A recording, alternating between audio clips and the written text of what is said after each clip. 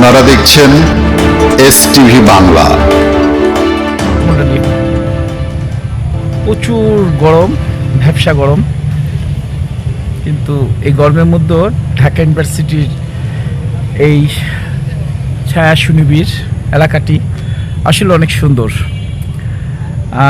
আমরা যখনই সময় পাই আমরা এই ঢাকা ইউনিভার্সিটিতে আসি এবং এখানে এসে গরম থেকে বাঁচার জন্য পরিবেশটা আসলে অন্যরকম মনে হয়। যে এখানে একটি রহমত, স্টুডেন্ট বাংলাদেশের যারা প্রথম শ্রেণীর কর্মকর্তা, দেশ যারা চালায় তারাই ঢাকা ইউনিভার্সিটি থেকে তৈরি হয় স্টুডেন্টরা।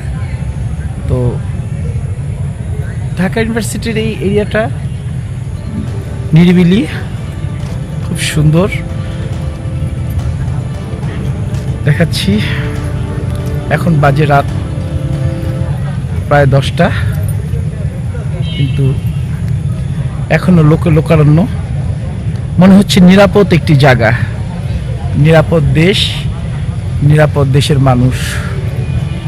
এই জায়গায় আসলে বোঝা যায় না যে বাইরের উত্তাপটা, কখনো কখনো পরিস্থিতি গরম হয়, কিন্তু অধিকাংশ সময় ছাত্ররা নিজেদের মধ্যে বুঝ পরামর্শ করে চলাফেরা করার চেষ্টা করে তাদের এই সুন্দর পরিবেশকে আরো সুন্দর করে তোলার জন্য। মোহাম্মদ ইদি আমিন অ্যাপোলো, ঢাকা ইউনিভার্সিটি সেই ডাচ। এখান থেকে মোমো খাবো, কারণ এই জায়গায় আসলে খাইতে হয় আর কি। আমি খাই, আমার পছন্দের জায়গা।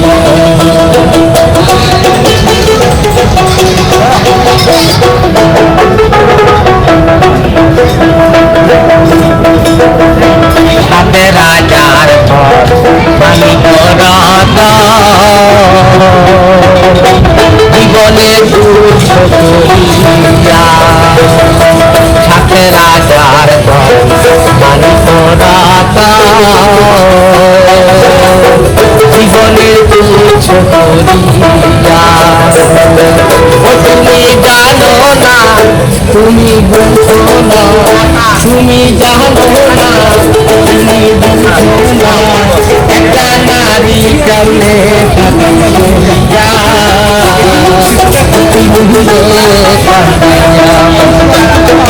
যাইও না, যাইও না, যাইও না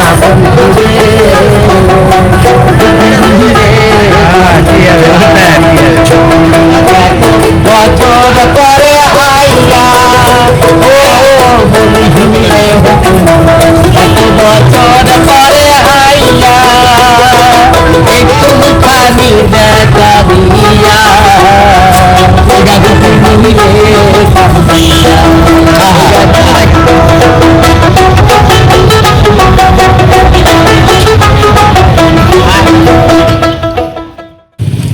দর্শক মণ্ডলী, অনেকক্ষণ ঘোরাঘুরি করলাম।